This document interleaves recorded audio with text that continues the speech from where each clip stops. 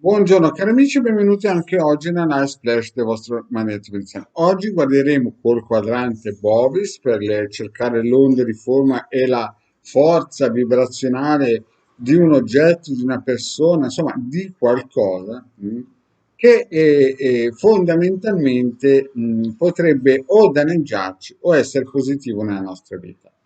Quindi useremo il quadrante radiostesico Bovis per analizzare o magari anche l'incontro con una persona, se quella persona va bene. Però voi sapete che i quadranti possono essere utilizzati eh, anche più di un quadrante, cioè nel senso che non se ne può utilizzare o deve utilizzare solo uno, ma diciamo una serie di quadranti che lavorano simultaneamente per il nostro benessere, perché ogni quadrante lavora con una onda di forma, è come se fossero tanti binari uno sopra l'altro. Quindi ipotizziamo che è un periodo che ci va male tutto, forse per colpa di un vicino di casa, forse per colpa di un collega di lavoro, forse di una persona che incontriamo al supermercato. Quindi analizziamo bene i potenziali che ci danno fastidio, che ci danno noia. Prendiamo il pendolino, se non sapete come usare i quadranti radiostesico Bovis, andate a vedere le pillole in cui spiego come poterlo utilizzare e analizziamo quella persona.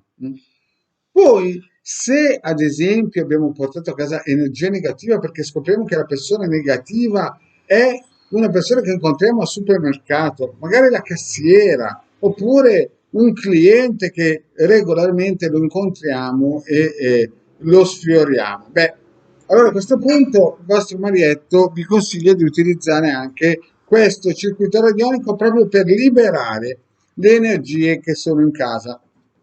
Per liberare, ecco, cosa potete fare con questo circuito? Beh, prima di tutto lo dovete stampare in formato 4, plastificare e piazzare sopra, se non è possibile metterlo appeso ai muri, piazzare sopra gli armadi, sotto i cassetti, si incolla a testa, a faccia in giù, così che le vibrazioni puliscono il locale o i locali in cui potete pensare che è entrata l'energia negativa.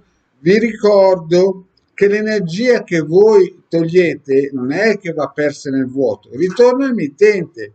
Quindi se qualcuno vi ha lanciato addosso qualcosa, qualcosa gli tornerà indietro, sicuramente. Quindi questo.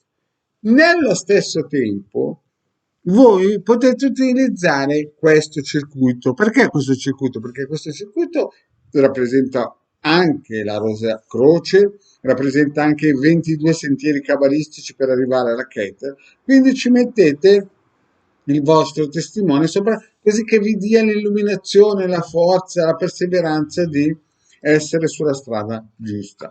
Dopo di questo, per essere ancora sicuri, usiamo la croce cristica, così che con questo e questo praticamente facciamo quasi la stessa identica cosa.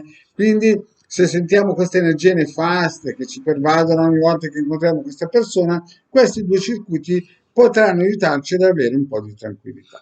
E poi cosa facciamo? Utilizziamo questo circuito col testimone per darci la forza di trovare l'intuito, perché questi sono i 72 nomi, 72 forze delle conoscenze mercuriali. Quindi cosa facciamo? Mettiamo il testimone, lasciamo massimo un mese, con su scritto, ecco, quando incontro quella persona, dammi la forza, ad esempio, di trovare un metodo per schivarla, oppure dammi la forza per poter essere gentile e via dicendo. Dopodiché useremo questo circuito radionico per lanciare, questa è una losange, questo invece è un circuito radionico che valorizza e useremo la losange per lanciare il nostro intento verso di noi o verso quelle persone che decidiamo di aiutare. Questo può essere fatto anche per aiutare persone che magari si trovano in difficoltà.